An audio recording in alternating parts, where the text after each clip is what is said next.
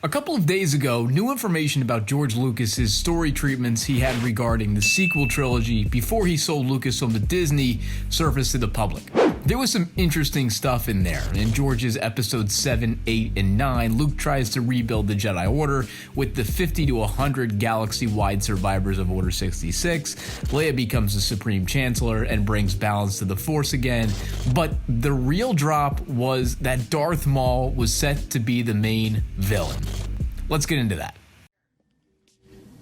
Who's scruffy looking?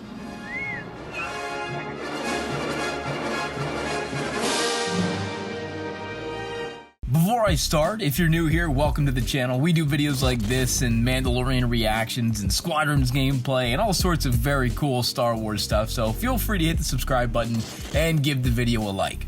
Okay, back to the news on George Lucas's story treatments. I know what some of you are thinking about this right now. I thought the same thing when I first saw all of this. Unfortunately, the source this time is indeed a credible one. This came directly from the Twitter account of Paul Duncan, who got it from his newest book, The Star Wars Archives, 1999 to 2005. Paul is an accomplished Star Wars author and historian. His first book, The Star Wars Archives 1977 to 1983, is a bestseller and beautifully put together collection of insider Star Wars production knowledge.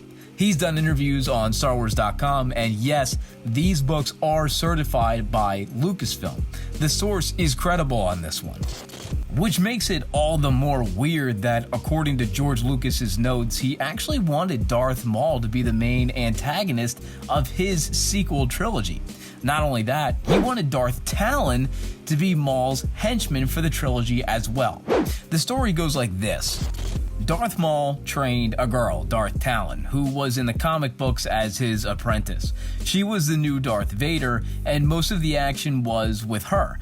So these were the two main villains of the trilogy. Maul eventually becomes the godfather of crime in the universe because as the Empire falls, he takes over. That's straight from the mouth of the creator himself.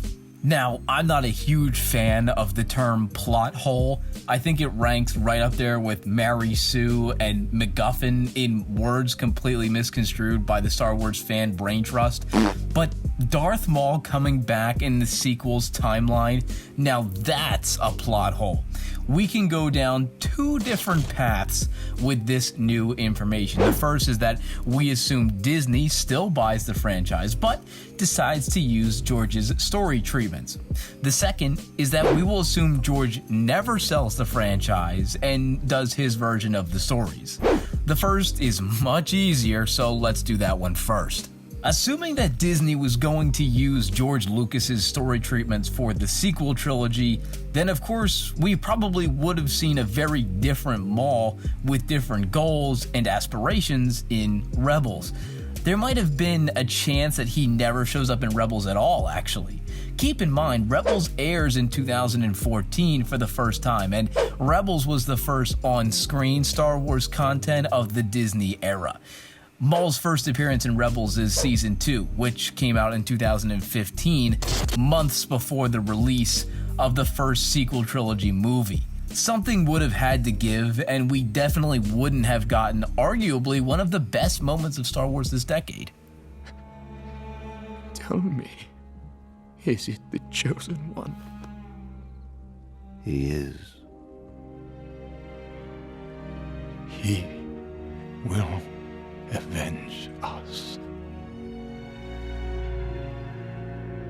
The other timeline we can assume is that Disney never buys the franchise and George goes through with his story treatments and we get the full experience of seeing Darth Maul on the big screen again. So get your Legends pants on because things are about to get wild for Maul's story. There's only one problem. He dies on Naboo. But of course, we know that this isn't actually true. In the Clone Wars, which was actually considered canon in the Legends timeline back before Disney bought Lucasfilm, he's brought back to life. After being found on Lothal Minor by his brother Savage, he's brought back to Dathomir to be fully revitalized under Night Sister magic. This was pretty controversial back in the day, but to be fair, his character in the Clone Wars received such a nice facelift and gives Maul so much depth that it's hard to argue against it. But there's another issue. He dies again. Not really though, but essentially he is. Near the end of the Clone Wars, Maul's shadow collective of warlords and galactic criminals is crumbling. In a last stand against Sidious and Grievous with Night Sister Mother Talzin, Maul is tossed from the fray and flees the battle as his shadow collective is destroyed by separatist forces. He doesn't die, but Sidious deems that he's no longer a threat to his ultimate plan.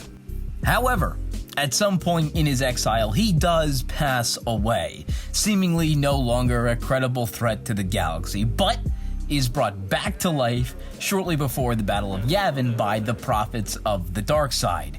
Maul is sent by the Prophets to assassinate Vader, who they thought was weak. Of course, Vader smokes Maul, and finally Maul is defeated for good. But wait. Years later, during the New Republic, Maul's remains are found and he's brought back to life by a mad scientist, using a solid-state holographic projection to manifest a hologram of Maul, whatever that is.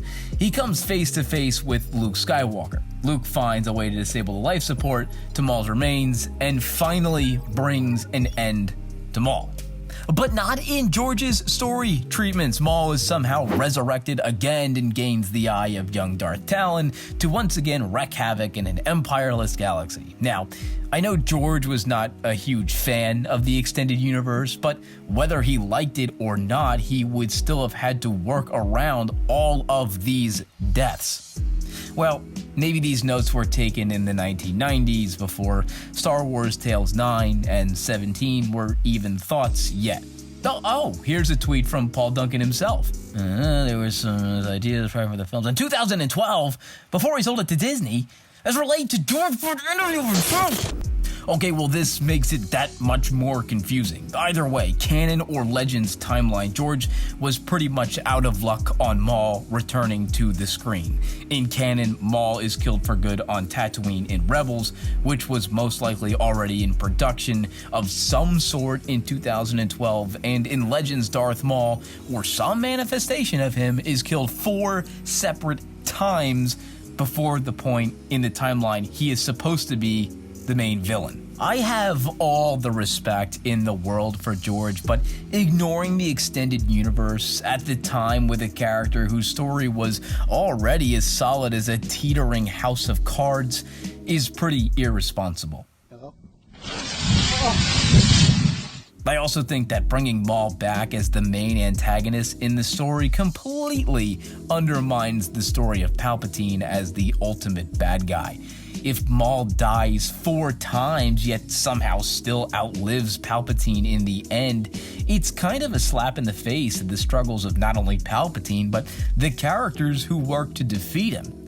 It's the same reason why everyone was worried about Snoke being the new mastermind around the time of The Force Awakens, because had he been the one that was really behind the whole thing, that delegitimizes the previous 6-movie struggle.